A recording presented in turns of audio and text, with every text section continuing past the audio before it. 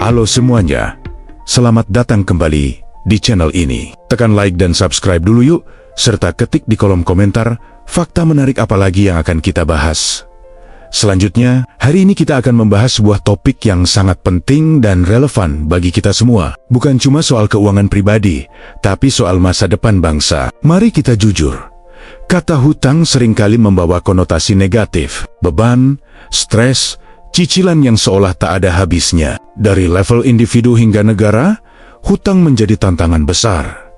Tapi, apa jadinya jika kita bisa membalikkan keadaan? Mari kita mulai dari skala terkecil.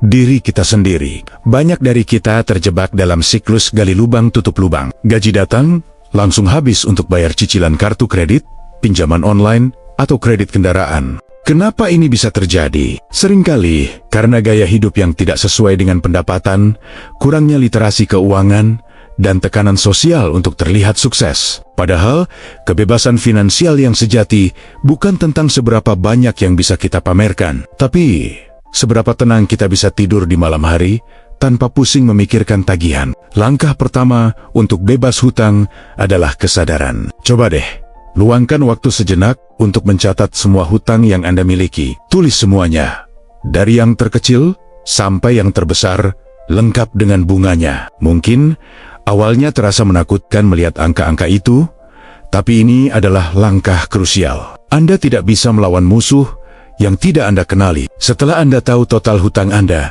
saatnya membuat rencana pertempuran. Ada dua strategi populer yang bisa Anda coba. Metode bola salju dan metode longsoran salju atau avalanche. Metode bola salju artinya Anda fokus melunasi hutang dari yang nominalnya terkecil lebih dulu. Setiap kali satu hutang lunas, Anda akan merasa termotivasi untuk lanjut ke hutang berikutnya. Kemenangan-kemenangan kecil ini membangun momentum yang luar biasa. Sementara itu, metode avalanche menyarankan Anda untuk fokus pada hutang dengan bunga tertinggi terlebih dahulu. Secara matematis, ini cara yang paling efisien karena Anda akan menghemat lebih banyak uang dari bunga dalam jangka panjang. Mana yang lebih baik? Jawabannya tergantung pada kepribadian Anda. Apakah Anda butuh motivasi cepat? Atau Anda lebih suka efisiensi matematis? Pilih yang paling cocok untuk Anda. Dan yang terpenting, konsistenlah menjalankannya. Tentu saja, untuk bisa melunasi hutang lebih cepat, kita perlu mengatur ulang anggaran kita. Ini bukan berarti Anda harus hidup super sengsara. Ini tentang membuat pilihan sadar. Bedakan mana kebutuhan dan mana keinginan. Apakah kopi mahal setiap pagi itu sebuah kebutuhan? Apakah gadget terbaru itu benar-benar mendesak? Dengan mengurangi pengeluaran yang tidak perlu, Anda bisa mengalokasikan lebih banyak uang untuk membayar hutang. Anggap saja ini sebagai investasi untuk ketenangan pikiran Anda di masa depan. Selain mengurangi pengeluaran, menambah penghasilan juga bisa jadi game changer. Di era digital ini, peluang ada di mana-mana. Anda bisa menjadi freelancer, menjual produk secara online, atau mengajar keahlian yang Anda miliki. Setiap rupiah ekstra yang Anda dapatkan, jangan langsung digunakan untuk konsumsi. Alokasikan langsung untuk mempercepat pelunasan hutang Anda.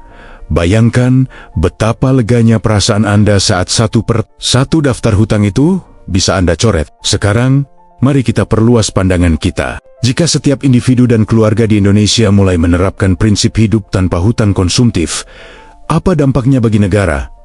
Efeknya akan sangat besar. Pertama, ekonomi keluarga akan menjadi lebih kuat dan tahan banting. Saat krisis datang, keluarga yang tidak punya hutang akan lebih mampu bertahan. Ini mengurangi angka kemiskinan dan meningkatkan kesejahteraan secara keseluruhan. Kedua, akan terjadi perubahan budaya konsumsi. Masyarakat akan lebih bijak dalam berbelanja, lebih mementingkan fungsi daripada gengsi. Ini akan mendorong industri untuk menghasilkan produk yang lebih berkualitas dan tahan lama, bukan sekadar produk yang viral sesaat. Permintaan akan kredit konsumtif yang berlebihan akan menurun, dan lembaga keuangan mungkin akan lebih fokus pada kredit produktif yang mendorong usaha kecil dan menengah.